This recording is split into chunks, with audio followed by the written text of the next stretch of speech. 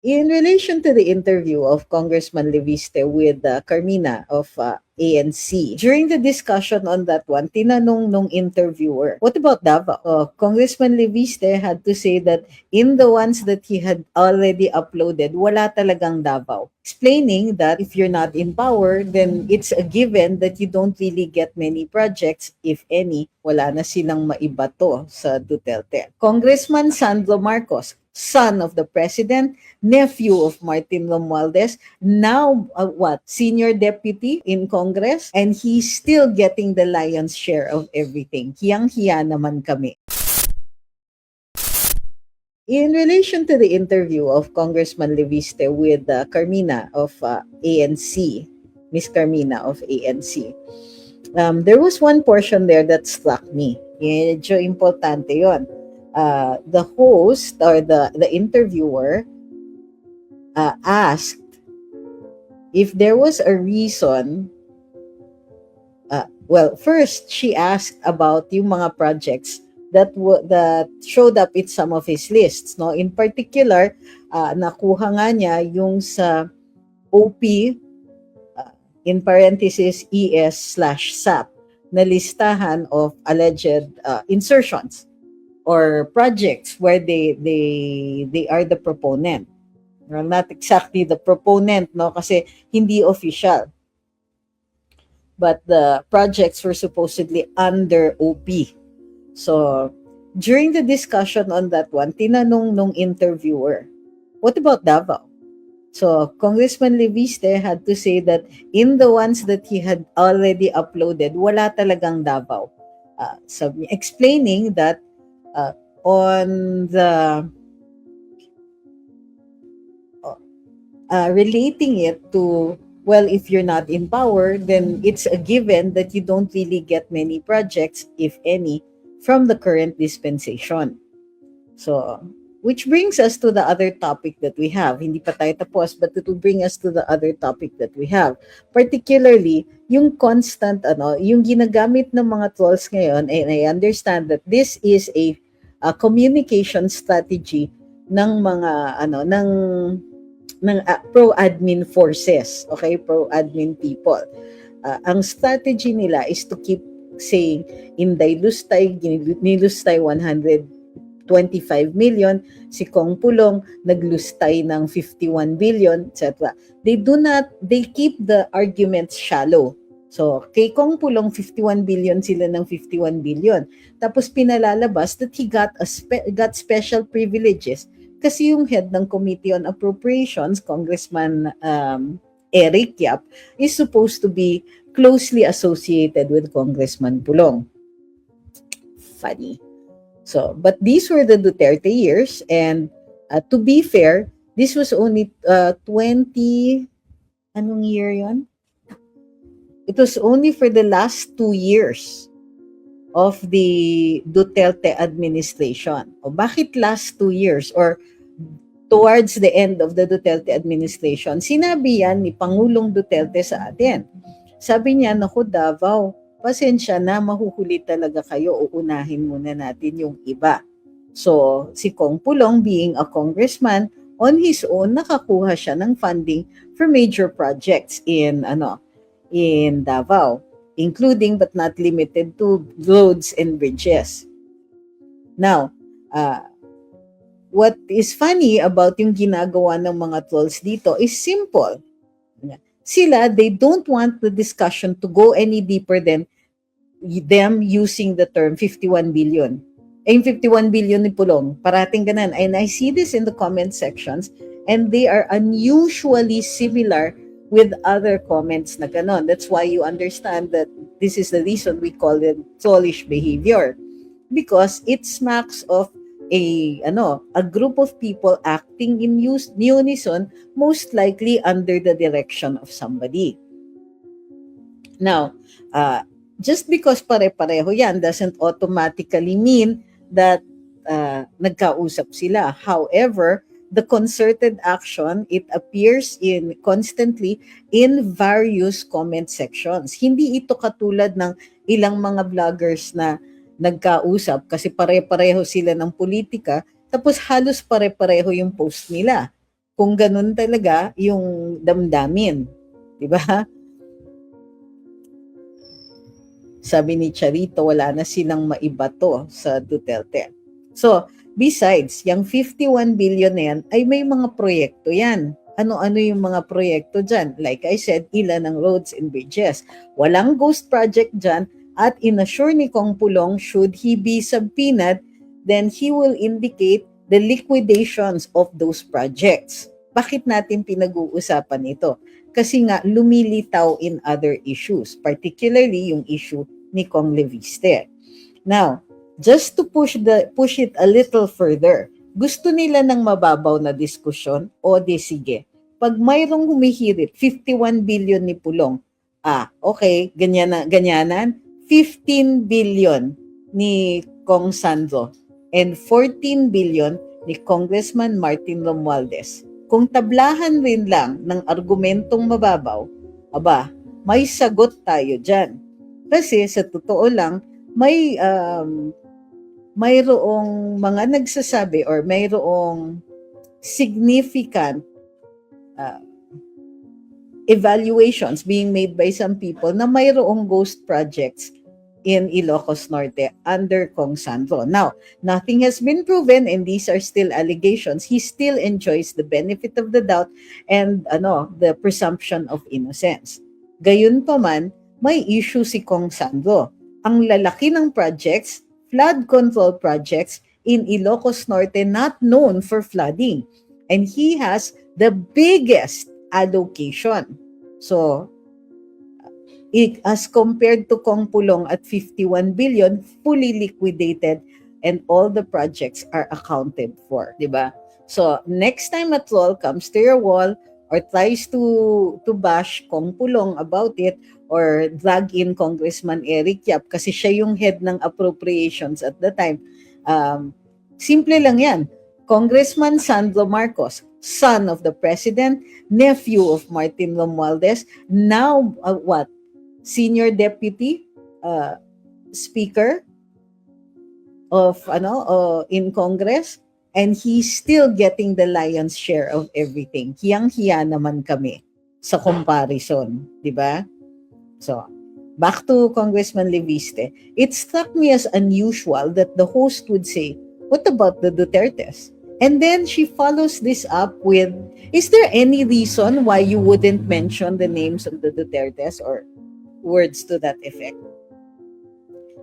So, napilitan ngayon si Kong Leviste i-reveal kung ano yung strategiya niya. At para sa akin, medyo mahalaga ito. So, ano yung mahalaga dito?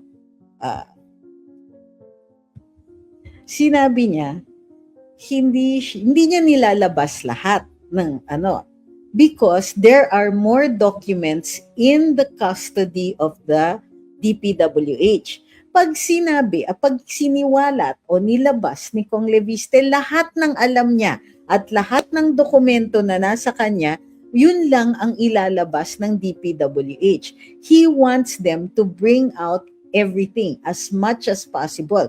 Baka meron dyan na itinatago sila, they will assume that Kong Leviste has it, so ilalabas nila. Yun ang strategiya. That is the reason, that is the real reason Kong Leviste is not revealing all his documents all at the same time. So, sabi ni Erica, not Sandro Marcos getting the lion's share, but wala namang nakitang difference between Ilocos Norte before him and during his time. Ooh. Coming from somebody from Ilocos Norte, I assume. And thank you very much for this. Sabi ni yours, nice to see you again. Makikinig lang ako sa iyo while I'm on duty po. I pay attention to your work. But thank you very much for keeping us in your background. Now, pero tama yon. Sabi ni Stormy Savvy, we simply know all their schemes, nakakasawa at nakakasakit lang ng loob. Bakit hanggang ngayon they are still in power? Well, I think it's also because we keep waiting for somebody to do something when it should be us doing something, di ba? Sabi ni SCP, sana may vlogger na mag-post ng lahat ng nagiging pangontra sa mga aligasyon ng mga Duterte para ma-share namin. Can't you take notes? Alam nyo, kung i-publish namin yan, edi mag-iisip sila ng salag o mag-iisip sila ng panibago. We have them right where we want them. Just regurgitating matters that we can very easily debunk. May dahilan din yan. Parang si Kong Leviste, bakit ko ilalabas lahat? Pinipilit niya na ilabas ng DPWH, hindi niya ipapakita lahat ng baraha niya. Same. Papakita natin lahat ng baraha, mag-aano sila, magbabago sila ng argumento, and it will, panibago na naman. I don't want to have to play catch up. Right now, hindi sila nagbabago ng kanilang argumento na kayang-kaya natin i-debunk. So that's why we discuss this. That's why inaano namin dito. Ayoko maglagay ng listahan kasi para pa.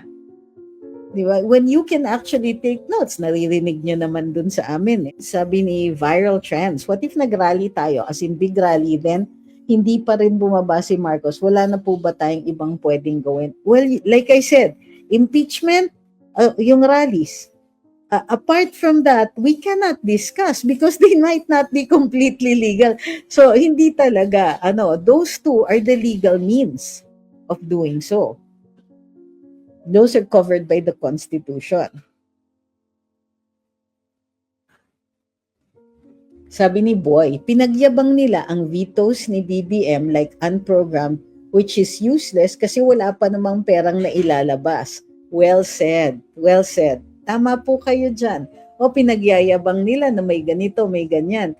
Wala sa unprogrammed because in 2024 tinambak talaga lahat doon sa sa unprogrammed appropriations. Pero ngayon, mayroon, kung maniniwala tayo kay Zaldico and we assume, let's say for the moment, na totoo yung sinasabi ni Zaldico, di nilagay na nila doon sa sa NEP yung mga insertions nila. So, yun po yun.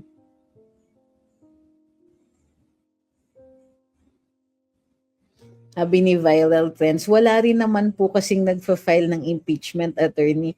Nag-aantay kayo na may magfa-file. Bakit hindi kayo? Bakit, why can't you get a group together, ask a lawyer, and so on? Mga ganyan. That's my question. Why, parati kong sinasagot ito, hindi, I'm not being maldita or sungit or anything like that. But, hindi nyo ba naririnig? Wala naman nagfa-file. Bakit hindi kayo? During Duterte's time, umayaw talaga si Presidente noon. Kami po yung nag-draft ng complaint for impeachment ni Leni Robredo. So, gumalaw kami. Bakit yung iba, imbis na gumalaw, nagtatanong. O kaya nagsasabing, magkaisa kasi kayo, mag-rally kasi kayo, madali po mag-utos, madali po mag-suggest, pero because you're expecting somebody else to do the legwork, to do the hard work. Alam niyo, and I'm speaking from as somebody who has attended nearly every single rally as long as I'm in the country. I have attended discussion groups, given lectures, gone around the country. But I would like to see more people doing the same, or more people getting together to discuss these things.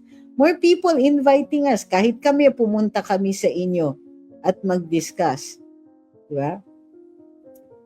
Remember the power of organizing. Alam nyo, yung mga dilaw, kukunti lang sila. Pero ang lakas nila mag-organize.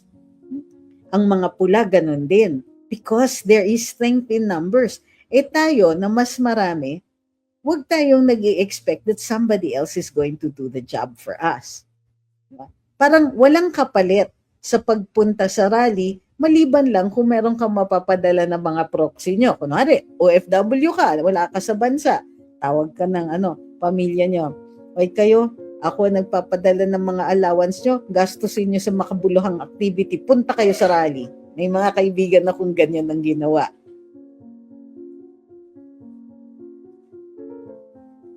Sabi ni Kid Wanderer, maliit na tao lang kami, attorney, kaya kaming gurgurin ng admin na ito. Kung lahat tayo ganun, ng sinabi, walang mangyayari talaga. So, hindi ko naman hinihingi na magpagurgur kayo. Pero, hindi ba nakakasakit yan dun sa mga tao na gumagalaw? Kasi parang ang sinasabi ninyo, sige kayo na lang. At lahat kami makikinabang. And that, precisely right there, is why the rallies are not succeeding. Because everybody expects somebody else to do the job. Huwag na kayong magtanong. Masakit na yung sagot eh.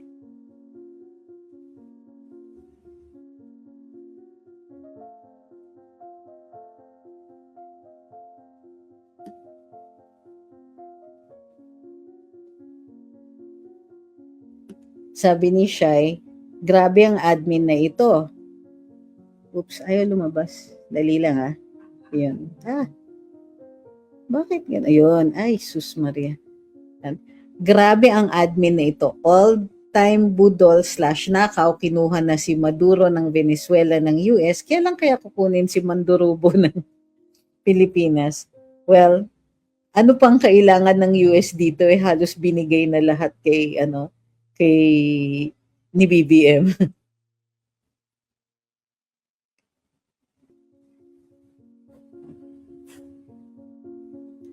Sabi ni Jake, dami yung BBM cloggers na fake news, pero bakit di inaaksyonan? Naalala ko tuloy noon si Kiko at Lisa galit na galit sa fake news, pero ngayon pikit mata sila.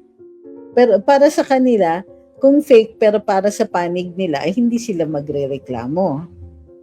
Sabi ni Ma'am Judy, hello ma'am.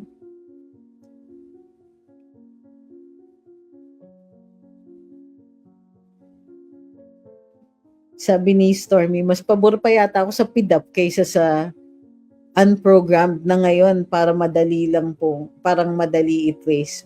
Totoo yan. Kasi sa on-program, DBM lang ang magdi-decide. Di ba ang linis? Sabi ni Perlito, sana totohanin ng aming congressman ng 2nd District ng Caloocan City ang pag-question sa Korte Suprema ng 2026 budget. I'm pretty sure niyan, marami yan. Hi kay Kid Tot, sing sama ng ugali mo ang mukha mo, sabi ni Kid Tot. Alam mo Kid Tot, unang-una, maliwanag na wala kang argumento.